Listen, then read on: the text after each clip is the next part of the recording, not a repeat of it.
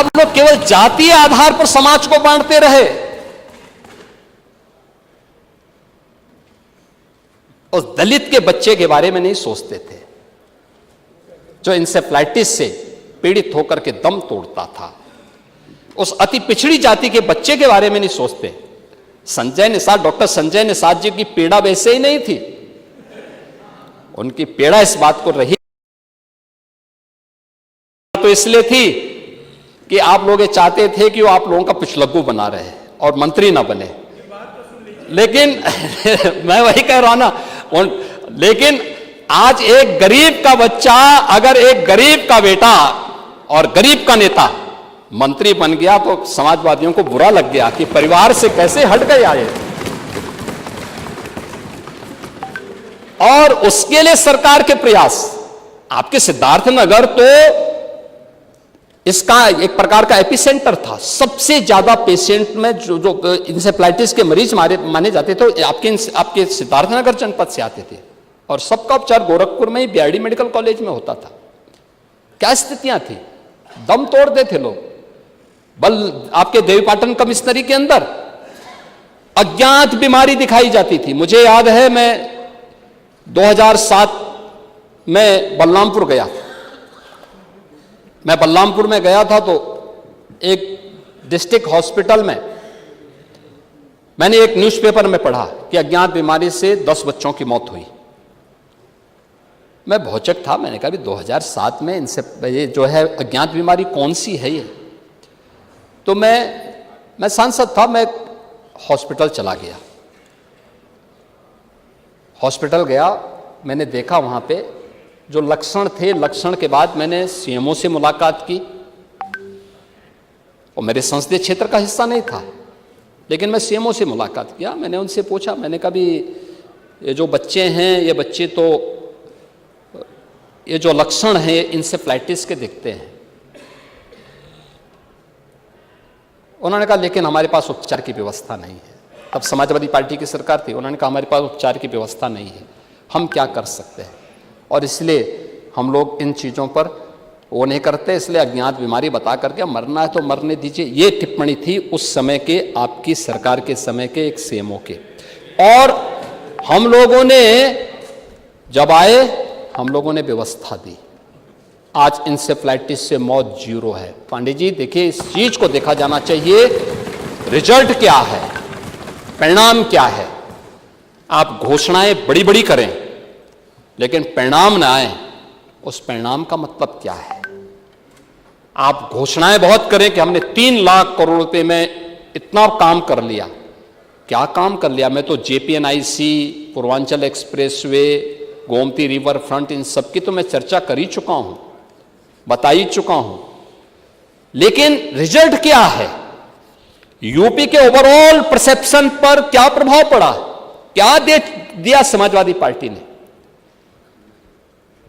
यह महत्वपूर्ण है।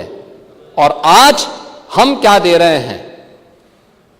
हमने सबसे पहले उत्तर प्रदेश के हर नागरिक को गौरव के साथ सीना तान करके देश और दुनिया के अंदर जाने का अधिकार दिया है। वो जाए और पूरी दुनिया के अंदर बोल सकता है कि मैं उत्तर प्रदेश का नागरिक हूं, जो देश की आबादी का सबसे बड़ा राज्य है। वो बोल सकता है, वो जा सकता है कहीं भी, कोई समस्या नहीं। हर व्यक्ति सम्मान की निगाहों से देखता है, ये परसेप्शन दिया है। आज देश और दुनिया का हर बड़ा उद्यमी, कल हमारे औद्योगिक मंत्री यहां बोल रहे थे, आज उत्तर प्रदेश के अंदर निवेश करने का इच्छुक है। हर बड़ा उद्यमी निवेश करने का इच्छुक है। सब कुछ ट्रांसपेरेंट है, पिक एंड चूज कुछ भी नहीं। एक नीतियों के साथ हमने सबको जोड़ा, सब कुछ नीति के अंतर्गत सब कुछ संचालित हो रहा है।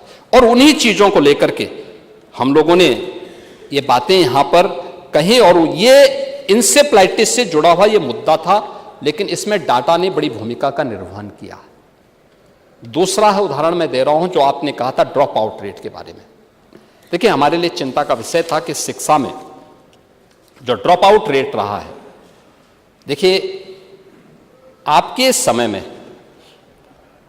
जो ड्रॉप आउट रेट था, ये लगभग 6 से 7% के आसपास था समाजवादी पार्टी की सरकार के समय में।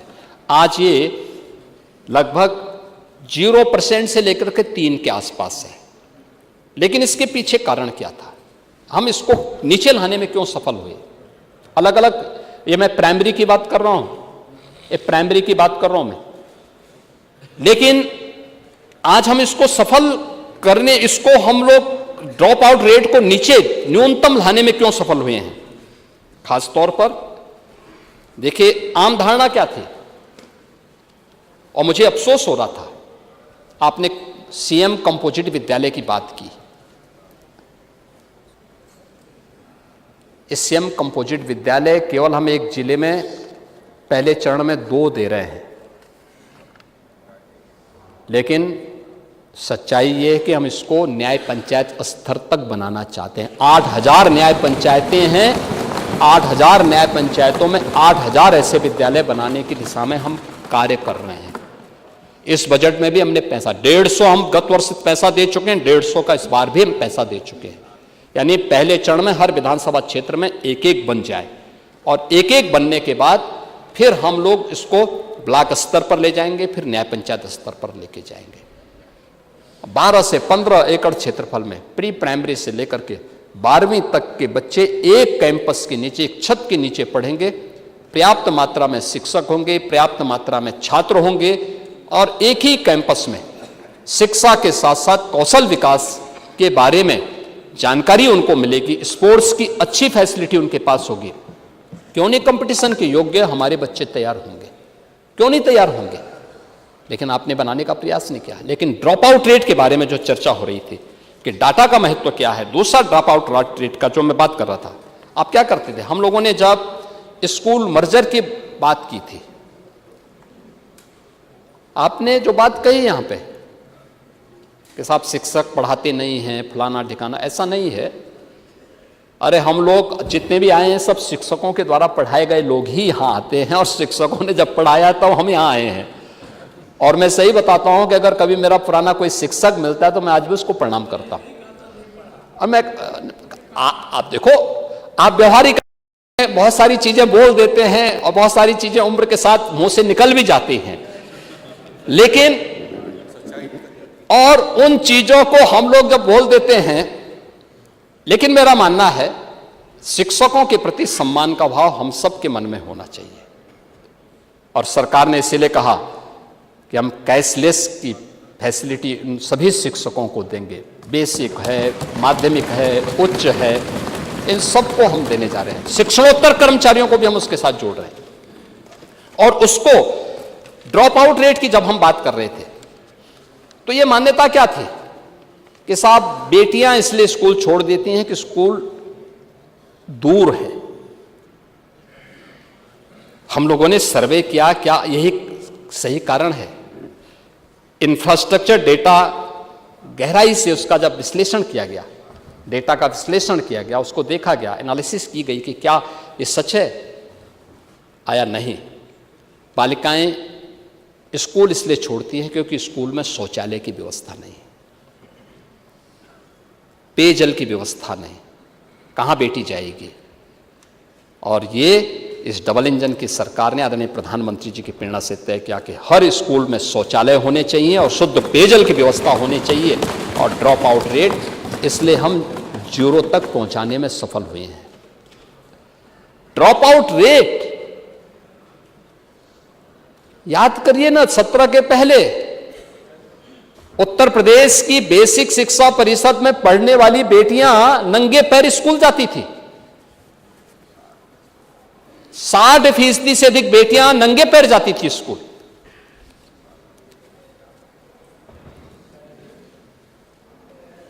और आज हम लोगों ने उसी समय घोषणा की थी, जब मैं बुंदेलखंड दौरे में गया था, मैंने देखा था कि स्कूल जा रहे हैं बच्चे। मैं गाड़ी रोका, मैंने पूछा भी कहां जा रहे हो? तो एक फटे हुए बैग लेकर के बेटी जा रही थी, कई अन्य बच्चे भी थे, नंगा पैर। मैंने कहा कहां जा रही हैं? का स्कूल। सर्दियों का समय,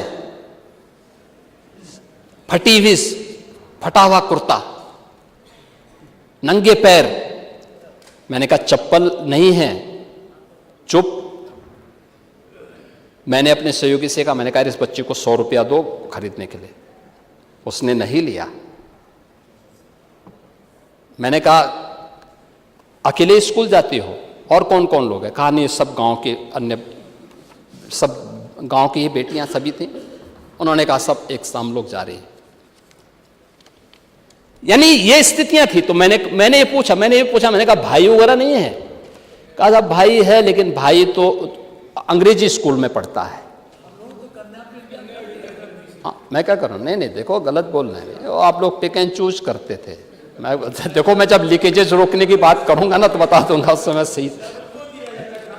नहीं, मैं बताऊं, समाजवादी पेंशन स्कीम केवल समाजवादी कैडर को। अरे कम से कम जिस कांग्रेस की बैसाखी से वहां पहुंचे थे उस कांग्रेस के ही नेताओं को दे देते, नहीं दिया। चेहरा देख करके देते थे, किसी और को नहीं देते थे। अरे पांडे जी एक बात बताइए, कम से कम उन गरीब ब्राह्मणों को भी दे दिए होते, जो गरीब ब्राह्मण बेचारे जो गरीब ब्राह्मण स्कॉलरशिप नहीं पाते हैं, संस्कृत पढ़ने वाले। गरीब ब्राह्मण जीने तो पावे। नहीं, मैं वही कह रहा हूं ना, नहीं दिए। तो यही मैं पूछ रहा हूं कि आप लोग तो उन गरीबों पर भी अत्याचार किए, लेकिन हमारी सरकार ने देखिए। और मैंने पूछा भाई कहां है? उसने कहा अंग्रेजी स्कूल में पढ़ता है। मैंने कहा उसके पास भी चप्पल नहीं है। कहा नहीं, उस तो भाई है ना। मैं उसी दिन शाम को वापस आया लखनऊ। मैंने बुलाया वित्त सचिव को भी और बेसिक शिक्षा परिषद के भी प्रिंसिपल सेक्रेटरी को बुलाया। मैंने कहा भी देखो, प्रदेश भर के हर बेटी के लिए 2 uniform, bag, books, shoes, socks ये अनिवार्य रूप से करो पूरे प्रदेश भर में। और इस प्रक्रिया को हम लोगों ने आगे बढ़ाया। मैंने खर्चा जोड़ा इसका। देखो, इसे सदन में चर्चा होती थी। मैंने कहा भी कितना खर्चा आता है इसमें, एक इंडिविजुअल को खरीद के दिखाओ मेरे सामने। पता लगा 800 रुपये में ये सब आ जाता है। मैंने कहा ठीक। तो पहले 4 साल हम लोगों ने जिले में पैसा भेजा, पैसे भेज के कहा गया कि लोकल स्तर पर आप प्रोक्योर करिए। स्वाभाविक रूप से फिर बाद में हुआ कि भाई बालकों को भी दे दिया जाए। हमने कहा सभी बच्चों को दो, जो भी बेसिक शिक्षा परिषद में पढ़ने वाले बच्चे हैं सभी बच्चों को दे दो। और उन बच्चों के लिए हमने देखो यहां पे भी जाति नहीं देखी, क्षेत्र, जाति, मत, मजहब नहीं देखा, क्योंकि सरकार के लिए पाप है अगर सरकार इस प्रकार का भाव रखती है। तो हम लोगों ने सबको समान रूप से दिया और समान रूप से देने के बाद फिर सरकार ने इस बात को कहा कि भाई ठीक है, अब ये चीजें हो गई। हमने कहा आता था भाई इतनी स्वेटर एक साथ कौन दे देगा। लुधियाना से भी नहीं आ पाता था, यूपी के अंदर भी नहीं आ पाता था। इतने जो यूनिफॉर्म कौन देगा। तमाम शिकायतें आती थी कि कहीं समय पे मिला है, कहीं नहीं मिला है। तो हमने कहा एक काम करो, अब इन बच्चों को आधार से लिंक कर लो, इनके नाम हैं, आधार से लिंक करो, अकाउंट खोलो और इनके अकाउंट में अब 800 की बजाय 1200 रुपया भेज दो। हर साल 1200 रुपये के हिसाब से उन बच्चों को देते हैं। ये है यूनिवर्सल लॉ का नियम, सबको समान, यही व्यवस्था है। और सरकार ने उसी अप्रोच को आगे बढ़ाया।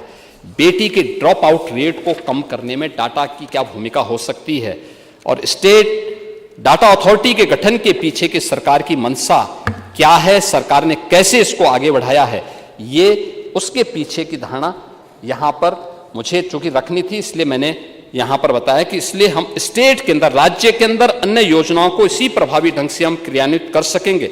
यह एक प्रभावी क्रियान्वयन का एक सरकार का तरीका है और उसको हम लोग यहां पर आगे बढ़ा रहे हैं। महोदय, यहां पे जो बजट में अन्य बातों की घोषणा हुई है, खासतौर पर एक बड़ी घोषणा हम इस अवसर पर, आपने देखा होगा कि इस बार के बजट में हम लोगों ने बहुत सारी ऐसी घोषणाएं की हैं जो राज्य के नौजवानों की दृष्टि से भी, महिलाओं की दृष्टि से भी, गरीबों की दृष्टि से भी होने जा रहा है और इस पर हम लोग पूरी तरह कार्य कर रहे हैं। वर्तमान में जो डेटा सेंटर की स्थिति है, जिसमें हम उत्तर प्रदेश के अंदर आज उसका हब बनाने की दिशा में तेजी के साथ अग्रसर हुए हैं और उत्तर प्रदेश का जो लक्ष्य है, हमारा मानना है कि 2030 तक हम 5 गीगावाट डेटा सेंटर क्षमता प्रदेश के अंदर बने, इस दिशा में हम कार्य कर रहे हैं। 4-5 बड़े डाटा सेंटर क्लस्टर की स्थापना का कार्य, और इसके लिए हम लोगों ने अभी से व्यवस्था प्रारंभ की है और हाईटेक इकोसिस्टम का विकास और उसके स्किल के साथ रोजगार सृजन भी उसके माध्यम से होगा। बहुत सारे रोजगार उसके साथ हम लोग एक साथ करने जा रहे हैं और इन सभी कार्यों के साथ ही स्टेट डाटा अथॉरिटी के गठन के लिए भी हमने 100 करोड़ रुपए की व्यवस्था इस बजट में यहाँ पर की है और इसको हम लोग यहाँ पे इसलिए सदन में आए हैं। दूसरा है जो इमर्जिंग टेक्नोलॉजी का दूसरा फील्ड है, वह है रोबोटिक्स का। आपने देखा होगा बहुत सारी चीजें हम लोगों को लगता था ये अनह्यूमन है, लेकिन